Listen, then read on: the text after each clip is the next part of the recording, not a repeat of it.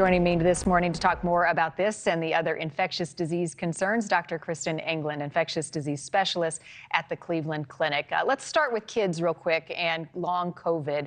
What is the data showing us, Dr. Englund, about how COVID, particularly long COVID, impacts our younger generation?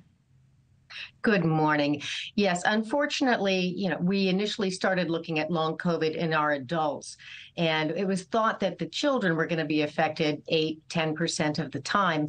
But what the latest details are showing us is that kids are really much more impacted than we initially thought. As you mentioned, up to about a quarter of kids who have gotten COVID themselves are going on to have persisting symptoms, and long COVID is symptoms that persist greater than 4 weeks after their initial acute infection. So while kids may not get as ill as some adults may get with the acute infection, they're unfortunately still showing a lot of the symptoms later on.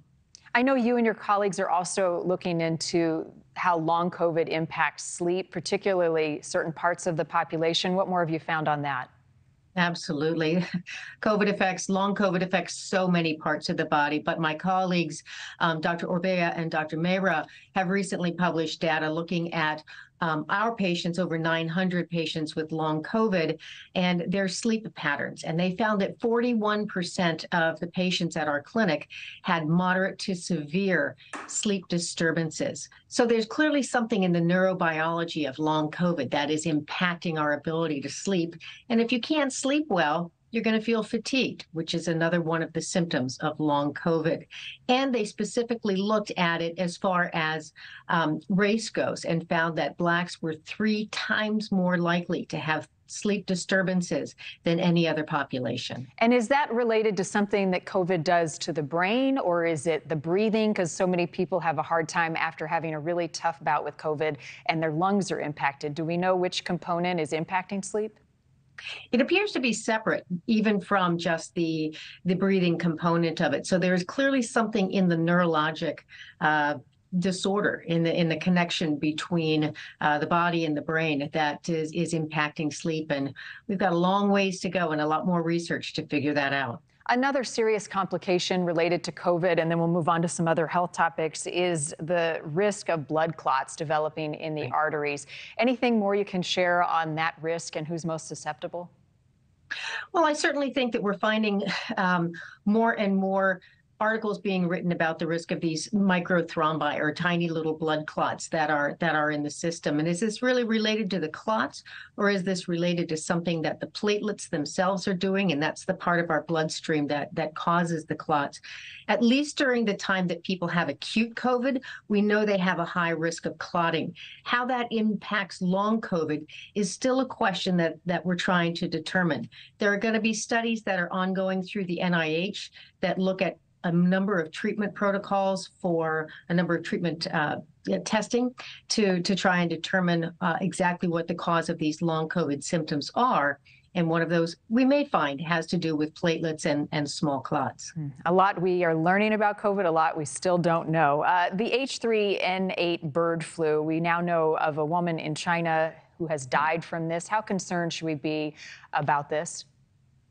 Well, I'll tell you, avian flu is something that we are constantly living with, and the H3N8 is one of the varieties of avian flu. If you look at Japan right now, they're having a huge outbreak and having to cull millions of birds. And we see this across the world all the time. How concerned should we be about this specific one? I think not very concerned at this point in time. It's important for us to keep an eye out and know what's out there. But this is not one of those varieties of avian influenza that we know is able to be passed from human to human. They did look at a number of close contacts for this woman and found no other humans in her circle of sphere that they were able to identify with this. So right now, it's at least unlikely to be passed human to human. But things can always change. Many of us remember how deadly and devastating Ebola was. What's the message on the Marburg virus right now in Equatorial Guinea, and also some cases in an outbreak in Tanzania? So we've been looking at Ebola for decades, and it's the same thing for Marburg as well. And I think it became most notable a couple 15 years ago when Ebola was able to escape from outside of Africa and became much more visible to the rest of the world.